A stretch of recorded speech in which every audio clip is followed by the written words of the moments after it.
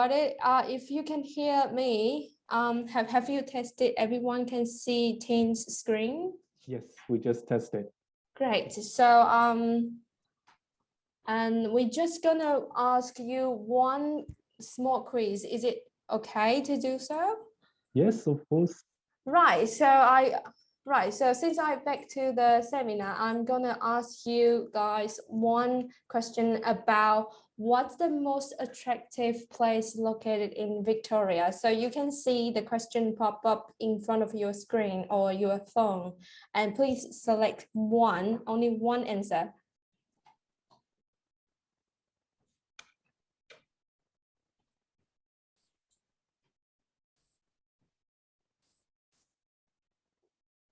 Right, let's see whether you have been to the right place.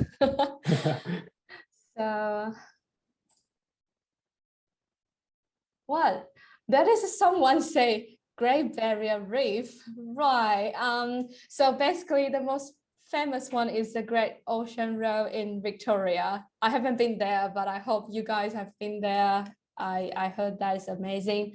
And right, so let's jump into our Victoria State nomination webinar today. And thank you, Tin, our general manager and also registered migration agent. So we will start with the general requirements and state nomination policies, and then we will move on to Q&A time.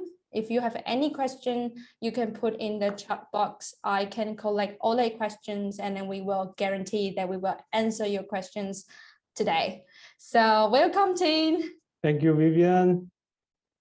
Yep, let's have a look at today's agenda. So before I talk about the detailed requirements for the Victoria State nomination for the financial year 2021 to 2022, I would like to give you a bit more ideas why applicants should consider Victoria as the study and migration destination. So of course, first of all, is about the migration opportunities. So for this financial year, Victoria State Government has attracted 3,500 quota for visa subclass 190.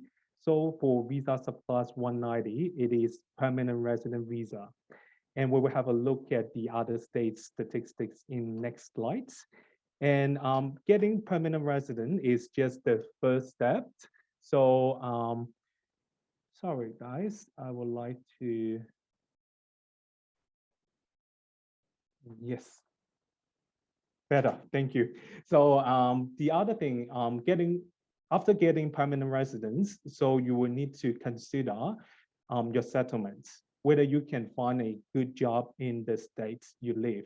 So according to the statistics, the average salary in Victoria is more than 90K Australian dollars per year. So it's very attractive. Then you can expect to get higher salary if you settle in Victoria. And the good news for the students who completed studies in STEM area, STEM stands for science, technology, engineering, mathematics, and health-related, hospitality, and education sector. Because for this financial year, Victoria State Government only targets these sectors at this stage. But they might add more sectors later on, but currently they're only targeting for STEM, health, hospitality, and education sector. I will give you more ideas about which area they're looking for. And of course, Melbourne is well known for the world's top 10 most livable city for many, many years. And it is also the city of arts and coffee, where you can enjoy many museums, exhibitions, and coffee. All right, so this is the overview for this financial year for all states and territory about the quota for visa subclass 190 and 491. As you can see, Victoria attracts the second largest amounts for visa subclass 190, which is 3,500. Although it only has 500 quota for 491, but for those who would like to move to Victoria, it means it will be higher chance for you to get 190, which is permanent resident visa directly, instead of staying and probably working, living in regional area for extra years. before you can get your permanent residence visa. Because Visa Surplus 491 is just a temporary visa, but it will give you pathway to permanent residence later. So this is the latest statistics for the invitation round, the first invitation round for this financial year. They issued the first invitation on 31st of August, and this is the data. So they have invited 226 ROIs. I will explain what is ROI later because it is the extra step for the Victoria State nomination. So they currently still have more than 3,000 quota for Visa Surplus 190. And I would like you to have a look at here, the lowest points they have selected for Visa Surplus 190 for the August round. So the minimum points is 90, including the 5 extra points for state nomination 190 visa. All right. So here is the steps to apply for Victoria State nomination. So you need to submit an EOI on Skills Select system, which is the same for all the states and territory in Australia if you would like to apply for a skill-related visa. After submitting the EOI, you will then need to submit a registration of interest on Live in Melbourne website. This is the state government's portal. You need to submit a registration of interest. Then they will review, and if they select, then you will have 14 days to upload the documents to prove your claims. And then if they approve, then you will have 60 days to submit your visa applications. And for this financial year, they have 2 different streams. Firstly is working in target sector pathway. The second one is workforce skills pathways, which was just newly introduced in September to solve the shortage in hospitality and early childhood education industry. So we will go through the first stream first for the working in target sector pathway. Before I give you the exact ideas, so I would like to share, this is the Victoria government reports for the key strategic sectors by 2030. So this is the long-term plan for 10 years. So for the Victoria government, they would like to focus on these 4 industries, which includes green economy, health technology, digital, and advanced manufacturing. If you have a look at these reports, then you will have a better idea what sector Victoria State Government is targeting for this financial year. Very similar, right? So for this financial year, they only target for health, medical research, life sciences, digital, agri-food, advanced manufacturing, and new energy. So I will give you more ideas one by one for what details they require. So for health sector, so it is suitable for those who are currently working in a health occupation, as well as those professionals that providing medical services and in research or related education and development sector in health area. So you don't necessarily working in the health occupation, let's say like the general practitioner or medical practitioners. If you are a software developer that working in a hospital for the software development, you will be considered as working in the health sector as well. So, but there were some notes here because for last financial year, probably some of you have heard about that for Victoria, they have invited a lot of registered nurses for the Visa Surplus 190. So for this financial year, they have put some restrictions.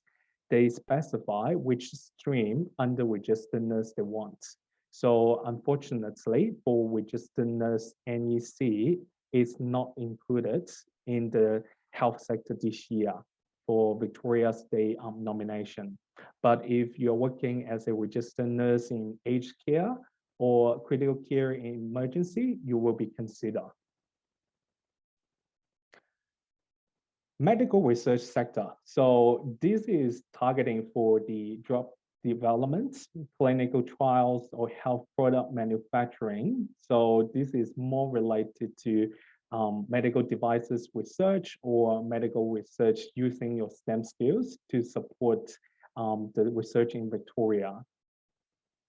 Next one is life sciences. So it also includes medical technology or pharmaceutical industries.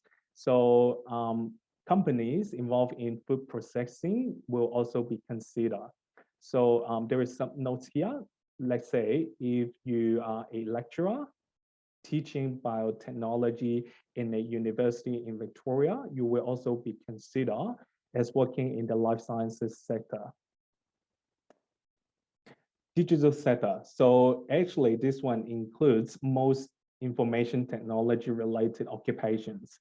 So you can either work in artificial intelligence, you can work in cybersecurity, you can work in energy and resources technology.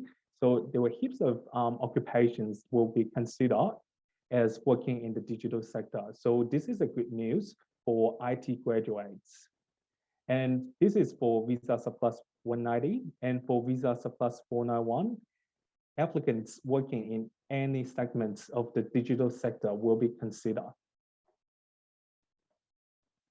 Agri-food sector, probably not many students are studying agri business or agri-science, but I also want to mention if you're working in an industry that would focus on developed food growth and production, you will be considered as working in agri-food sector as well.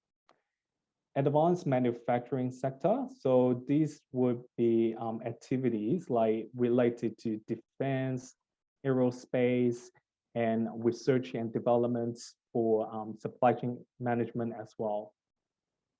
Next one is new energy emissions reduction and circular economy sector. So this one is good for those students who study environmental engineering or chemical engineering for their degrees. So if you can find a job in your related field, you will be considered working in the new energy stream. All right, so we have gone through all the streams, all the sectors for this financial year. Let's have a look at the basic requirements if you would like to apply for visa surplus 190 through the Victoria State nomination. So you need to have your registration of interest, ROI selected. So this is quite unique because for other states, they don't necessarily have this step. And you need to be currently living and working in Victoria, which means for interstate applicants who are currently living outside Victoria or overseas, you will not be considered for your state nomination. You must be currently living and working in Victoria. And you need to use your STEM skill in one of the target sector I mentioned and to receive the state nomination. And you need to be under 45 years old, which is the Department of Home Affairs requirements. And you need to have at least competent English, which is IELTS 6 and PT 50 equivalent. And you need to have a valid skill assessment for your nominated occupation. And you need to have achieve at least 65 points for the skill migration point test. However, as I just mentioned, for the first invitation round, they invited applicants with minimum 90 points for the skill migration point test, which means if you only have 65 points, it's not enough. And this is the employment requirements, how you can claim you are currently working in the target sector. So the good thing is for Victoria, they accept casual employments because for some states, they need to provide, applicants will need to provide full-time employment evidence, or they need to provide full-time offer of employment.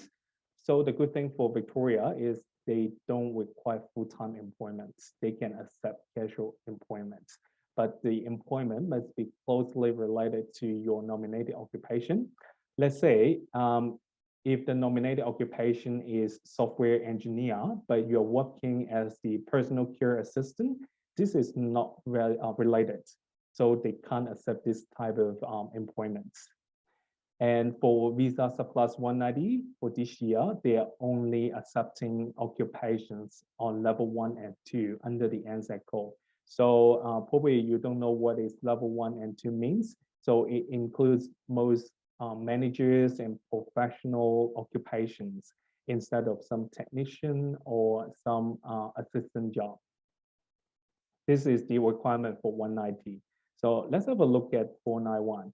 So it is exactly the same, but you need to be currently living and working in regional Victoria. So this is the only difference. And since they only invited one applicant for the 491, so we don't know how high the points is for 491 visa application in Victoria. And employment requirements are same, but for 491 visa application, they do accept level 3 occupations, which means some technicians, some assistant will be considered for 491 visa. So just some FAQ for the target sector pathway before we move to the skill force stream. So can I apply for state nomination in Victoria if I'm currently offshore and interstate? Anyone knows the answer? All right, so the answer is no, we can't apply it. If you are currently offshore or interstate, you must be currently living and working in Victoria. Second one, how much does it cost to apply for Victoria state nomination? So for this one, for the state nomination application is for free in Victoria. Some other states, they may charge 200 to 400 state nomination application fees, but for Victoria, they don't charge it. But of course, you still need to pay the Department of Home Affairs visa application charge, which is different. And what's the difference between visa surplus 190 and 491? So this is one of the most frequently asked questions for me. So for visa 190, it is a permanent resident visa, which we normally call PR visa. And for 491 visa, this is a temporary visa, which is valid for 5 years. And it gives you the pathway to permanent residence after 3 years from the grant of your 491 visa if you continue to live and work in regional area. So this is the main difference. And number 4, how much money do I need to bring to migrate to Victoria? Because some states, they require you to show financial evidence that you have enough money to settle in that state. But for Victoria, for this year, they require you to be already in Victoria, so they don't require the applicant to provide the financial evidence.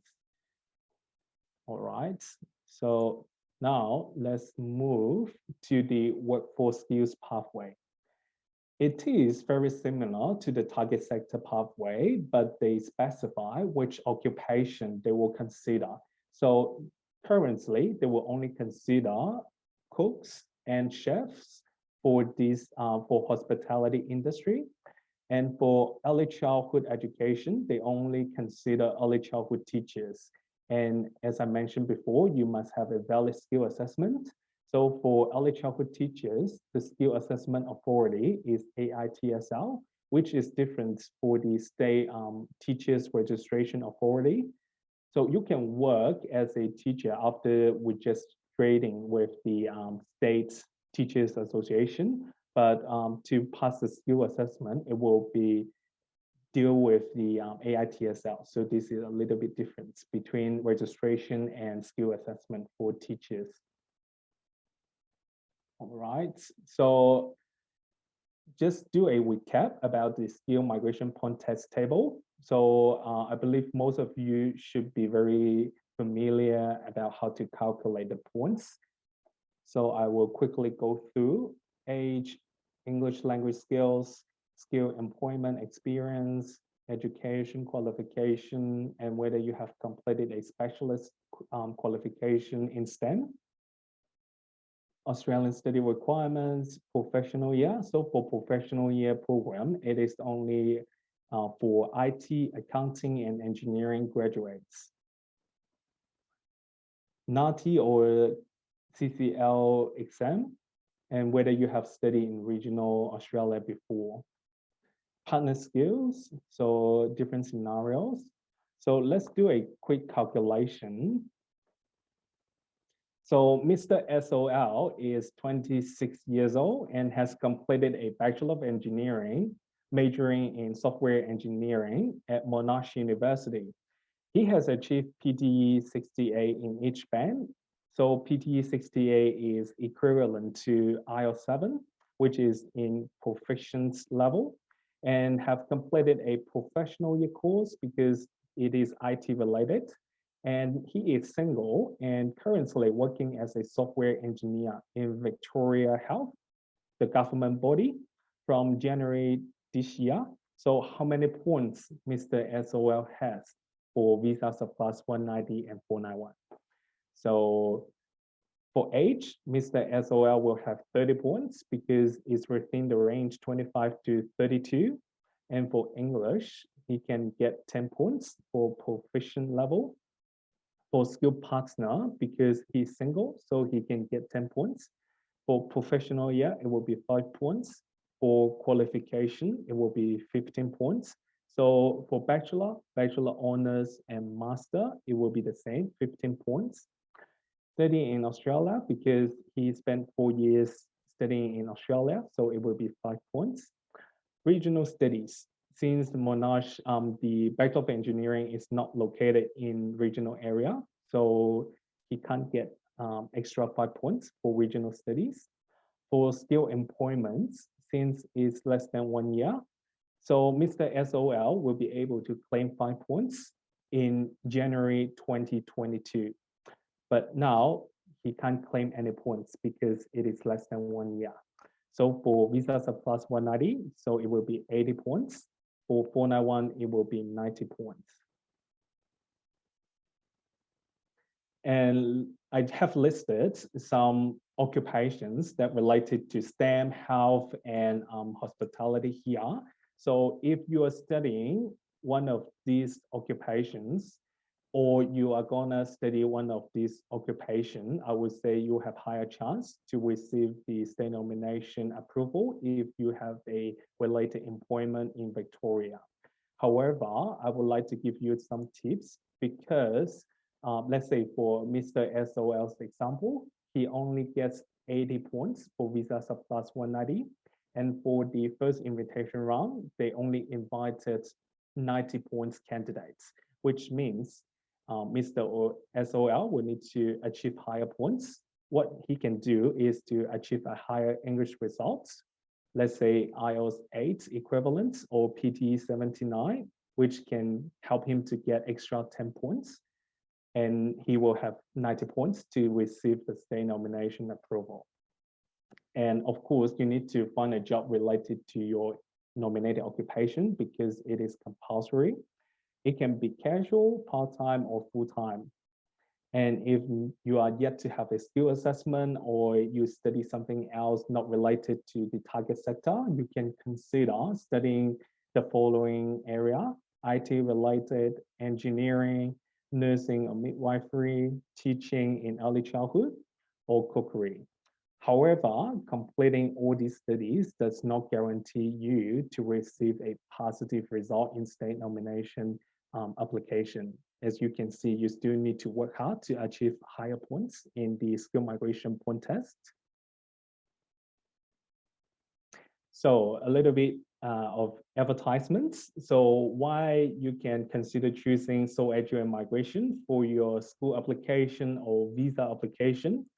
Because we have a large team here in Queensland, we have 2 offices, one in Brisbane CBD and one in Sunnybank area.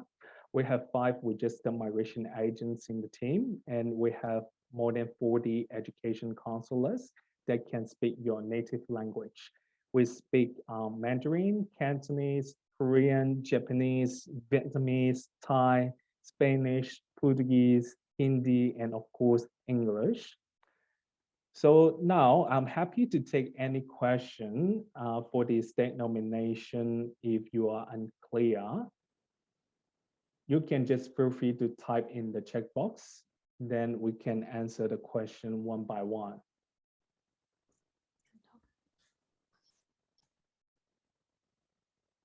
Right. So thank you for your amazing presentation, Tin. And I believe you have covered all the requirements that related to our Victoria State nomination. And if you have any further questions or you want to put your cases into the chat box, and you can let me know, I can pass it to Tin. And there is one question from Grace. So she's asking, is there no work experience requirements for 190 or 491? Because we do know some states, they require at least 12 months of working experience, right? Yeah, Does it require? For Victoria, they just require you currently be employed, be working in the target sector. They don't have exact requirement how long you need to have for your previous experience. So let's say if you only have 3 months or 6 months working experience, you can submit the ROI, the registration of interest, and see if you are competitive enough to receive the state nomination approval. So there will be no working experience requirements, but you need to be currently employed. That's a very good question. So you only need to prove that you are currently employed. Yeah, so, correct. Right. So you will need to provide the pay slips, the employment contracts, as well as the superannuation summary downloaded from the MyGov, the ATO website, to prove your employments in Victoria. Right. Is there any further questions from you guys? Does it have to be full-time employment? No. So it can be casual, part-time, or full-time. But honestly, personally speaking, I would think if you are working full-time, you will be more competitive compared to working just casual or part-time. So actually, I have a question from one of the attendees, and here I can see that this person is asking whether this state nomination require any full-time work right visa to be able to apply for this nominated visa. No, actually, probably this attendee has received some information for other states' nomination requirements. So for some state, let's say for Queensland, for previous years, they require applicants to have full-time working rights visa to apply for state nomination. But for Victoria, as I mentioned, they can accept casual employments, so they don't require you to have a full-time working visa to apply for the state nomination. So if you're currently holding student visa, you may be eligible if you satisfy all the requirements I just explained.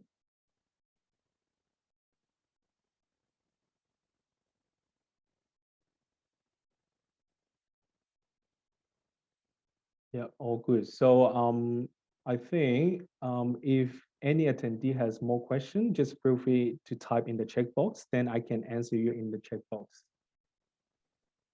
Right. So I believe some of the applicants are wondering what sort of degrees they might need to meet the skill occupation, like skilled assessments. So today we are honored to invite the regional manager, Justin, from Monash University to present the most popular programs at Monash University. Welcome, Justin.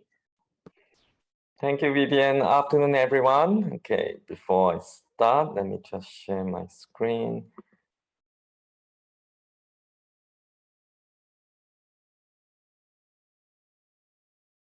Okay. So very interesting information that I've just learned from Tin as well. I found that really useful. I'm sure all of you has found that useful as well.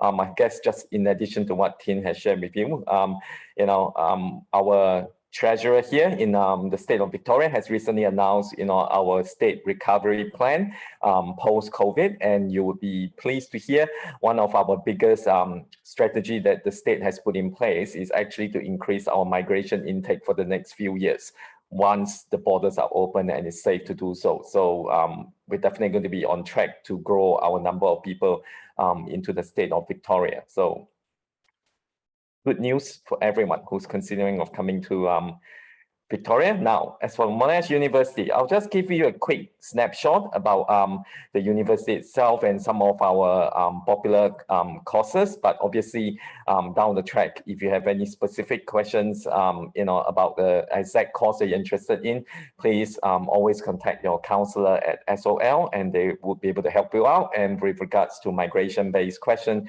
then yeah, please contact one of the registered migration agent at SOL as well. Now, a quick glance about Monash University. I'm not sure whether you guys are aware, we are the largest university in Australia in terms of student numbers, and that's important to note. Currently, we have around 86,000 students in total. Around 54% of our students are domestic students and 33% are internationals.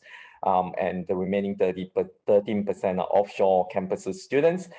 In Victoria itself, we have 5 main campuses spread across Melbourne, and we are, as you know, a member of the Group of 8 University, and I'll just highlight some of the key rankings of the university as well, because we are ranked in many areas, but I'll just choose a few to focus on, and also to explain to you why that's important. Okay, based on the latest QS World University ranking, we are number 58 overall in the world. And of course, most of you would have been aware, our pharmacy is actually ranked number 2 in the world. And that's important, we are right. Number 1 is Oxford, we're number 2, and Harvard is number 3. So that's the kind of caliber of universities that we are competing with in the world. And for our Faculty of Education, we are ranked number 12. And for nursing, we are number 6 in the world. Now, on to our Faculty of Education first. So within our Faculty of Education, obviously, we offer both undergrad and postgraduate courses. At the undergrad level, we have our Bachelor of Education Honours. It's a direct 4-year course. And we essentially teach anything from early childhood through to primary, through to secondary. And as you can see on the slides, we also offer all the different variation for you to choose from as well. So in terms of the coverage of what kind of teacher you want to be in the future, Monash essentially covers everything.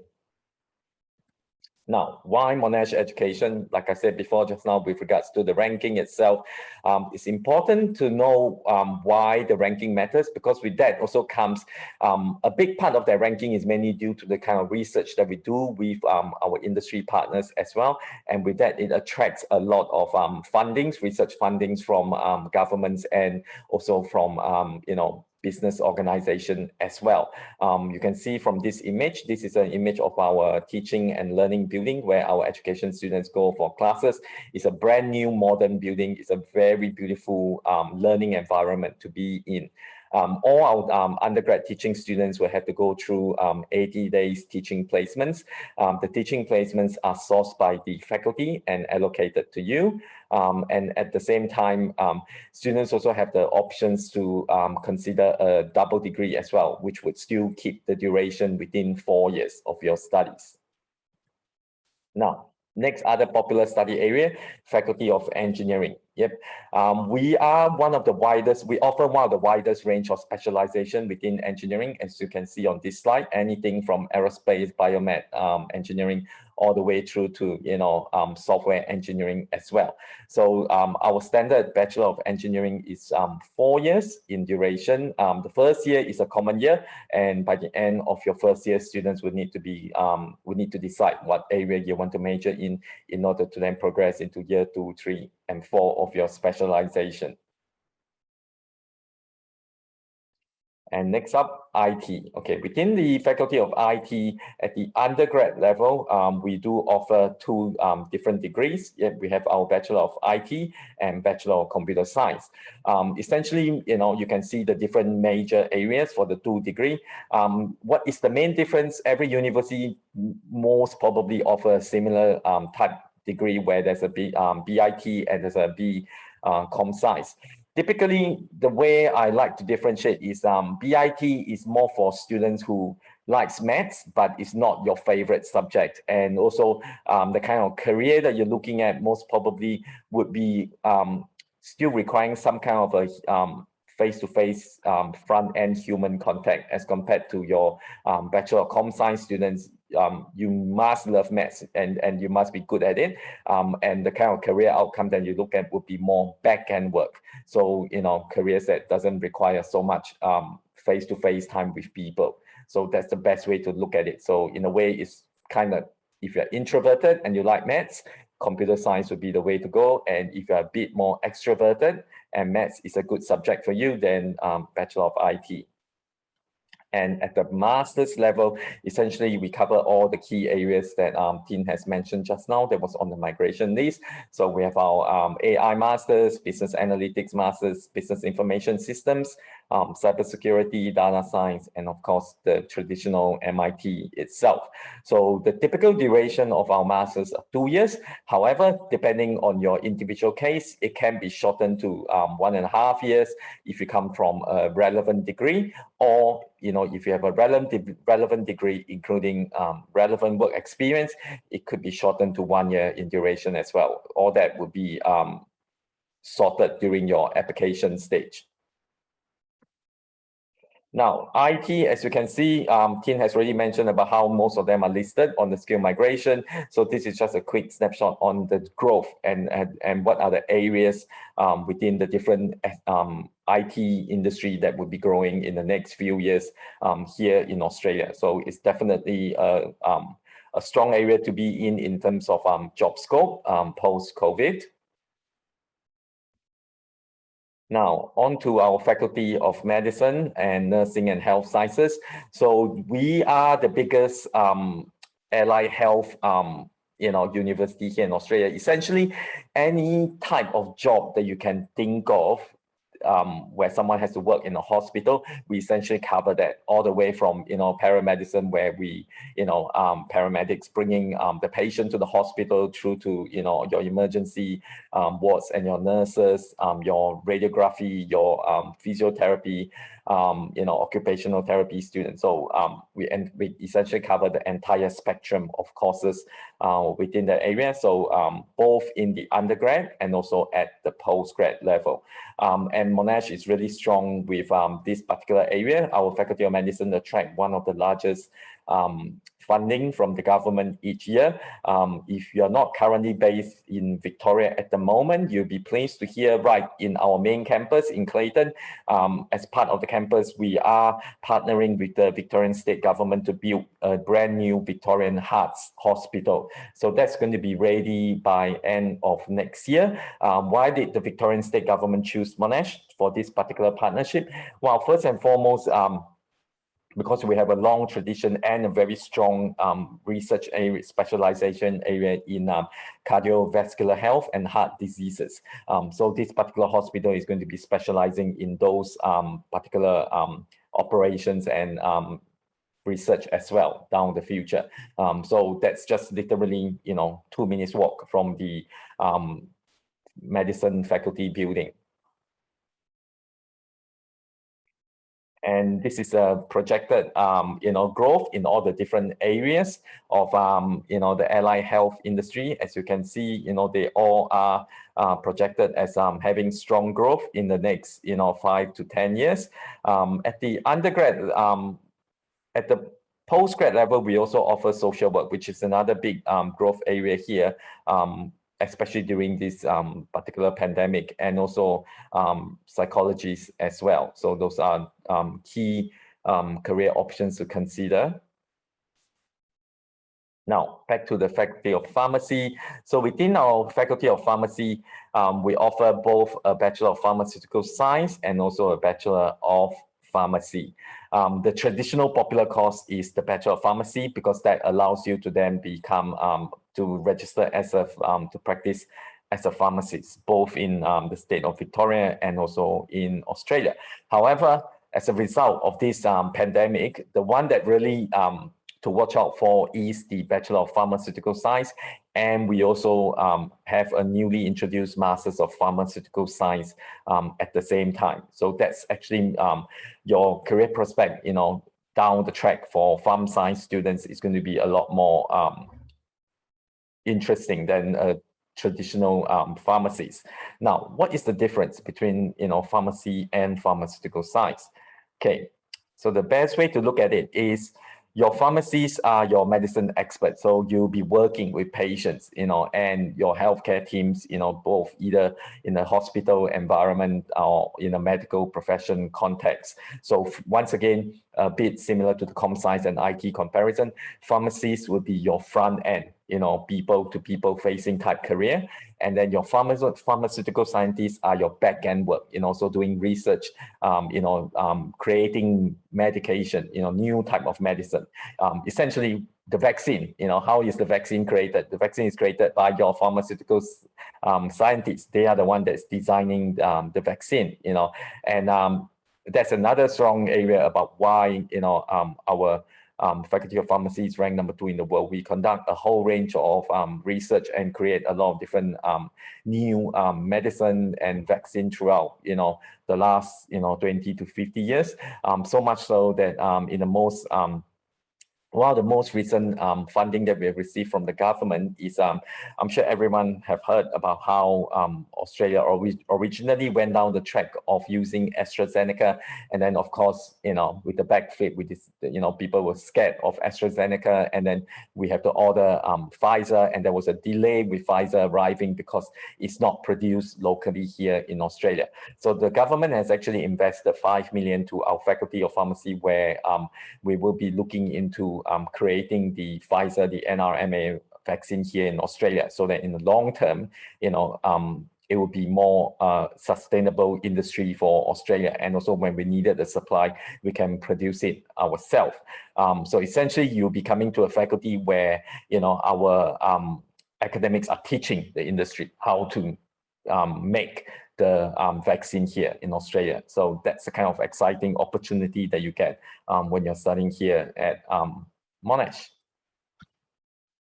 So once again, some of the career options for a pharmacist. So typically people think about pharmacists, they think about chemist warehouse, you have your pharmacist standing there. There's actually a lot more options in addition to just working in a chemist, or, you can actually work as an industrial pharmacist, or you can work as a hospital pharmacist, or you can work in healthcare informatics, obviously, the big one would be as working in a community as a owner of a chemist warehouse franchise. You can also do specializes in clinical trials or in NGOs, government organizations, and also in academia as well, just to name a few of the areas that pharmacists can go. Now, career opportunities for pharmaceutical scientists. Essentially, you can go into biomedical research, pharmaceutical companies, which at the moment would be one of the strongest area. You can become a science writer. You can work in skincare and cosmetic, which traditionally is one of the popular area that a lot of our students in pharm science go into. So, companies like L'Oreal, Procter & Gamble. So essentially, yeah, creating makeup, lipsticks, hair care products. Yep. Clinical trial as well is another big area, and also forensic scientists, medicine alchemists, another few area that students go into. International development is also another big growth area that pharma scientists goes into, and of course product development and government regulation. That's it from me. So just a quick highlight of some of the courses. Just bearing in mind, Monash is like I said, one of the largest universities. We also offer a very wide range of degrees across our 10 faculties here.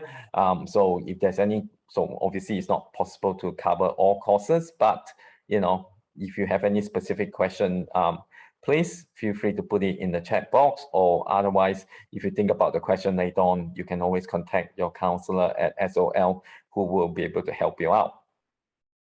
That's it from me. Any question I can help you with? Is there anyone has any questions that want to pass to Justin about the scholarship eligibility? How about that? I totally forgot about to mention about scholarship. It's important.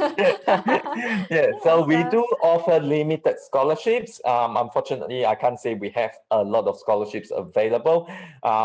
Two of our biggest scholarship would be our Monash International Leadership Scholarship and also our Monash International Merit Scholarship. So the Leadership Scholarship essentially is a full tuition fee scholarship that covers the entire duration of your studies. And the Merit Scholarship would be either 25% or 50% of your tuition fee for the duration of your studies. You will be required to submit. So once you receive an offer for the course that you're interested in at Monash, then you need to apply for those scholarships separately, okay? But we also have study grants, which is a once-off Australian $10,000 study grant. Now, the study grant, there's a lot of, how should I put it, rules on who will be eligible for it. The best thing to do is just apply for the course that you wanted to study at Monash, and once you get your offer letter, contact your counselor at SOL and ask them to check with me. Then I'll check with the study grant committee, and if you're eligible, then we'll automatically issue you the study grant. And obviously, if you're not, we'll let you know that you don't meet the requirements for it. Okay, there's a question, I think, from... It's from first, yeah, what's the plan for reopening spring 2022? Okay, spring, I think you're looking at the US season, because spring is actually right now around September. Okay, essentially, I think news are looking good. As you guys would have heard, last week, we have New South Wales Premier making a slight boo-boo, by announcing that, from 1st November, the Australian borders is going to be open for international travelers to come in without quarantine. It's overall, it's still good news, because what the Prime Minister has said is we are opening it up to Australian citizens to allow them to come back first, and then the next group will be international students. So things are looking promising. At the moment here in Victoria, our state government has submitted a plan or a proposal to the federal government to implement a trial return of international students from 1st of December onwards. But that trial return is would require students to quarantine. But if New South Wales is proceeding with non-quarantine requirements for students who are fully vaccinated, then obviously the state of Victoria would be heading down that same track as well.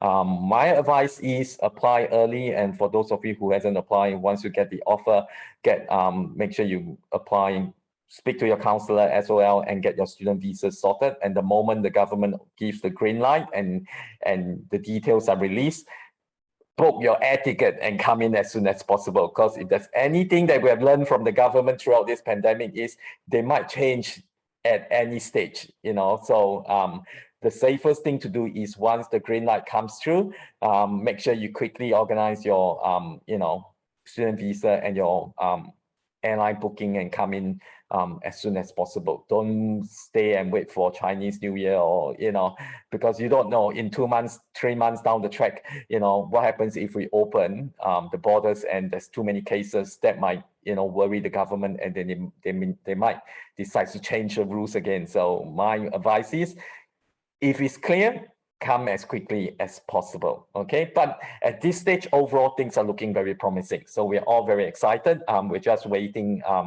In Victoria, we are hitting our 70% double vaccination as of today. So from tomorrow onwards, we are out of our lockdown, and we can get to enjoy a bit of freedom. And by next week, we will hit our 80% double vaccination. So we will be on par with the state of New South Wales. So, so the two big states will definitely be open or planning to open it to, you know, international travelers who are fully vaccinated. We just need the federal government to support that decision. But overall, it is good news. So just monitor and stay in touch with your counselor at SOL. Okay. Yeah. Okay, let's see. Joyce has a question. What is the GPA requirement for graduate certificate in business? So essentially, just an Australian equivalent bachelor degree, and all we need is for you to pass your degree. Okay, so GPA, if it's out of 4, then it will be 2. And Terence, let's see. Will Monash issue package offer and COE for graduate in business plus master of business? Yes, Terence, we will issue. Students who has a 50% pass average or GPA of 2 out of 4 can apply for the grad cert in business plus masters of business package. And then, yeah, we will issue both the package at the same time.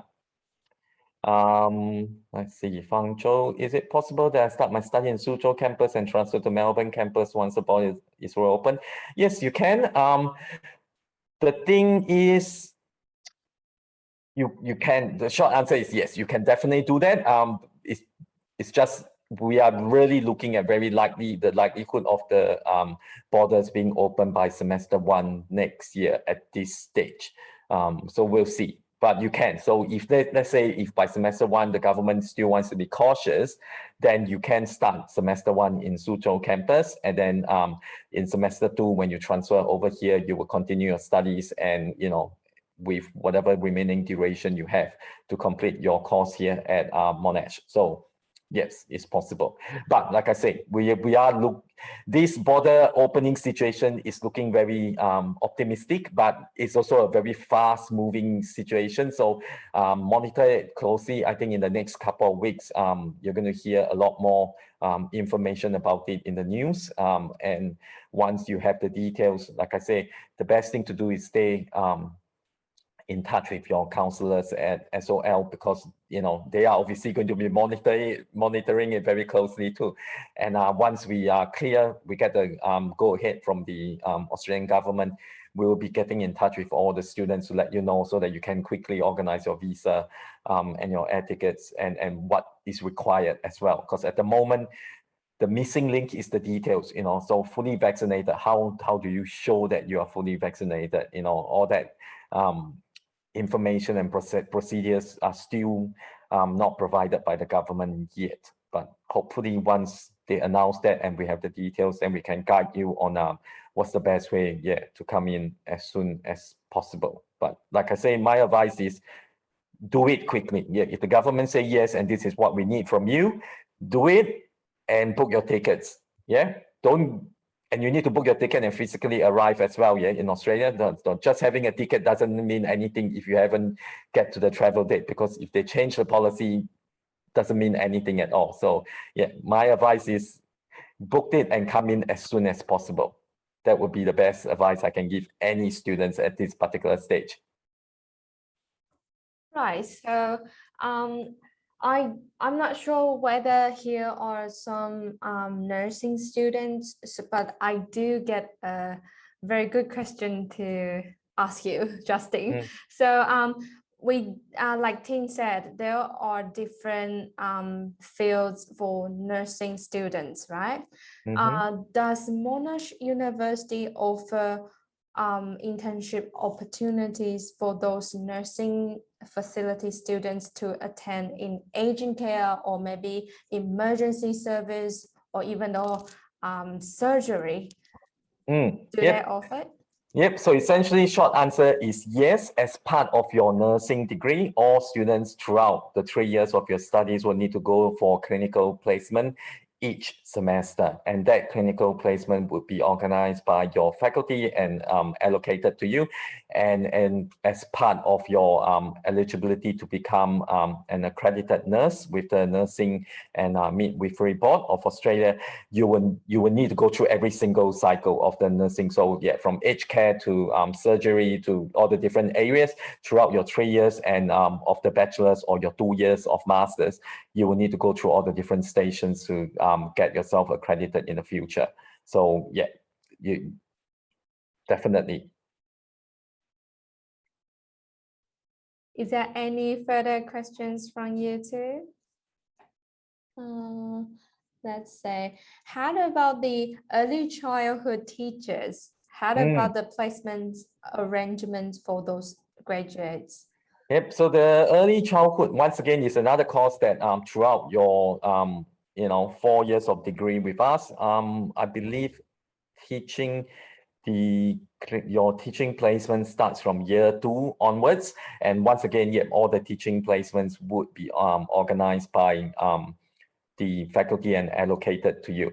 So it really boils down to what course you're interested in and what course you're applying for. So courses such as teaching, such as nursing or physiotherapy or medicine, where as part of your professional accreditation in the future, the universities are required to ensure that you have the necessary practical experience. Those courses,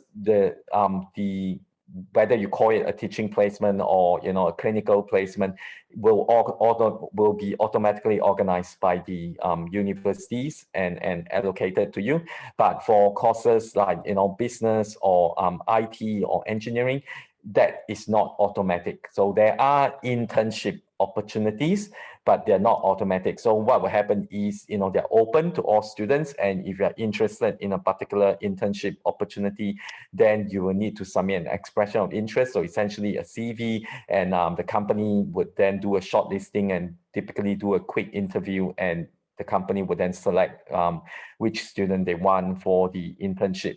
But like I always tell students, we don't just throw you into the deep end. There are a lot of free services in the university and also in your respective faculty where they teach you about how to look for a job in Australia. So basic career skills, how do you write your CV? They will help you edit your CV. They will go through basic interview skills training, like what happens in a typical interview here in Australia, what are the type of questions that employer asks, how should you answer, and it can even reach the level where it can be quite personalized in the sense that, you can request for a one-on-one from our career support services saying, oh, I'm thinking of applying for this particular internship or this job, when I finish my studies. And, I've never done an interview in Australia before, can you do a trial interview with me? And they will do that with you. They will book you in on a specific date and time that you're free, and they will essentially conduct a trial interview, like as if it's a real interview, and then they'll ask you questions, see how you answer, and then after that they will go through your interview with you saying, okay, this question you answer it this way, typically what the employers are looking for is this type of answer, and this is how you should be answering it. So they actually, and these are all free, like I always tell students, you have to, but it's not compulsory. So it's really up to you that you have to show the initiative by going to them, and they will help you. Like I always say, there's a lot of help available to you in a big university like Monash. You just have to know where to go, because in the main university central area, we have our career support services area. We have our international students engagement team who is there to help you. And within your respective faculty, you got your faculty course advisors to help you as well, and like I always tell students, studying is important, results are important, but at the end of the day, don't forget, you are also here to live a life in Australia, so embrace it, go out and make as many friends as possible, because the more people you know, the more comfortable you are, and the more familiar you get with how things are done here in Australia, then when you do eventually apply for jobs, whether it's for, an internship or whether it's for an ongoing job, you become a lot more comfortable, having sat in interview panels, for the last 15 years here in Australia, I'm sure you can tell from my accent that I'm not born and bred here in Australia. I myself was once an international student as well. I can tell you one of the biggest hurdle that a lot of international students typically face when they're applying for jobs is the actual interview process. A lot of international students do not prep themselves well during an interview. They typically come in, and they fumble all over, with their answers, even with very basic questions. And one of the most common questions that people will ask, regardless of what industry you're applying for, typically would be, the first question is, tell us a bit about yourself. Why are you applying for our company? What do you think you can bring to the company? The question format might be phrased slightly differently, but it typically revolves around those questions, So, and you need to have that solid answer built ready, to go like bang, my name is this, one of the reason, I'm applying for this job in a company is I'm passionate about, this particular industry that I'm in, it's a, how should I put it? It's quite a different environment from a job application environment from Asia. In Asia, we focus a lot on your academic transcript to do the shortlisting. We look at your GPA, we look at your academic average, we look at which university you're from, for that to then do the shortlisting process. But here in Australia, a lot of it is based on networking, who you know in a company, whether they can put in a good word for you during the shortlisting process. And then once you're shortlisted, it's the interviews that's the most crucial. How do you actually convince the employer, the panel in front of you, that you are the right person? And then I think that's a very crucial stage that you need to learn to nail it, because if you do it well, and I've seen it many times, students who do it well gets a job very quickly. Doesn't matter whether it's an internship or whether it's an ongoing job, and students who do not put in the effort to get themselves ready will always struggle, and that's my best tip for anyone, so study is important, but you need to be able to get yourself ready for that job application process, because it is very different from, Asia or, the rest of the world. Yeah. Right.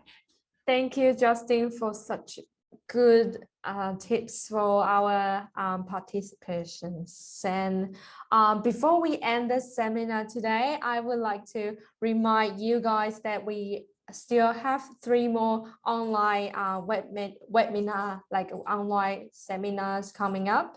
So we are going to do the next one regarding the Southern Australia state nomination, and together with the Adelaide University on 26th October, next Tuesday. So we hope to see you next week, and thank you so much. If you have any further questions regarding to Monash University, that's such an excellent university, can bring you a lot of opportunity to migrate to Victoria. So thank you so much again. And I hope to see Justin next time soon. I hope you guys have a good day, and the seminar just end here, and enjoy your rest of the day. Then see you next time. Bye-bye. Thank you. Bye-bye. Thank you.